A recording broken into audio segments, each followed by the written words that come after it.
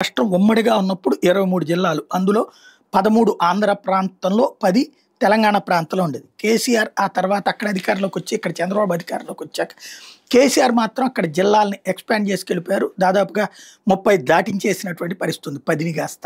ఇదే ఆంధ్రాలో జిల్లాల విభజన అన్నది జరగలేదు. అయితే ఈ మెడికల్ కళాశాలలకు సంబంధించి కేంద్ర ప్రభుత్వం డబ్బులిచ్చి పెట్టుకోవడానికి అనుమతులిస్తూ జిల్లాకొకటి ఇస్తున్నటువంటి సందర్భంలో అప్పటికే ఆంధ్ర ప్రాంతంలో మెడికల్ కళాశాలలు ఎక్కువున్నాయి కాబట్టి దాదాపుగా ఒకటి మించి వచ్చేటటువంటి అవకాశాలు ఇది ఒకటో రెండింటికి మించి. దాన్ని దృష్టిలో పెట్టుకుని జిల్లాల ఎక్స్‌పాన్షన్ ఆగమేఘాల మీద చేసుకొచ్చారు. తద్వారా ప్రతి పార్లమెంట్ నియోజకవర్గాన్ని ఒక జిల్లా అన్నటువంటి ప్రాతిపదికన 13 జిల్లాల్ని 25 జిల్లాలు అన్నటువంటి ఒక విధాన నిర్ణయం తీసుకున్నాడు జగన్మోహన్ రెడ్డి. ఆ తర్వాత కొంతమంది నాయకులు ఉత్తర ఆంధ్రాలో అడిగినటువంటి వేళ మన్యం జిల్లాని కొత్తగా మారుస్తూ అక్కడ టోటల్‌గా ఏదైతే విశాఖ పార్లమెంటరీ సెగ్మెంట్ పరిధిలో ఉన్నటువంటి దాన్ని ఇంకొకటి అదనంగా చేర్చుకురావడం వల్ల టోటల్‌గా 26 జిల్లాలైనయి. 13 జిల్లాలు కాస్త 26 జిల్లాలైనయి. డబుల్ అయినటువంటి పరిస్థితి.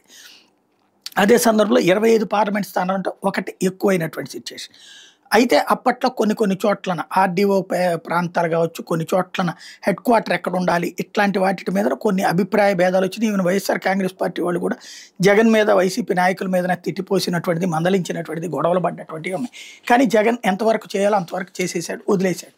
పేరు మార్పు ఆ తర్వాత కాలంలో కోనసీమ జిల్లా అన్నటువంటి దానికి అంబేద్కర్ జిల్లా అన్నటువంటిది అడగటం, దాన్ని వెంటనే అమలు చేయడం జరిగిపోయింది. అది పక్కన పెడితే ఇప్పుడు బాబు గారు వేసినటువంటి ఒక సబ్ కమిటీ ద్వారా వచ్చిన నివేదిక రేపు చర్చించబోతున్నారు. ఇందులో జిల్లాలని ఇంకొకటి రెండింటిని పెంచమని సూచించారు. అంటే ఇప్పుడున్న 26 జిల్లాలు 28 జిల్లాలుగా మారే అవకాశం ఉంది.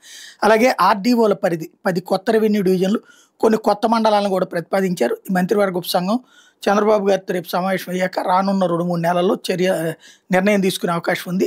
ఈ సిఫార్సులు అమలు చేయొచ్చు, అమలు చెయ్యకపోవచ్చు, లేదా కొత్త సిఫార్సులు కూడా తీసుకురావచ్చు. ఒకవేళ పవన్ కళ్యాణ్ బీజేపీను కొత్త కాన్సెప్ట్ ఏదన్నా తీసుకొస్తే కనుక. ఓవరాల్‌గా మార్కాపురం కేంద్రంగా ఒక కొత్త జిల్లా అంటే మార్కాపురం జిల్లా కాబోతుందన్నమాట.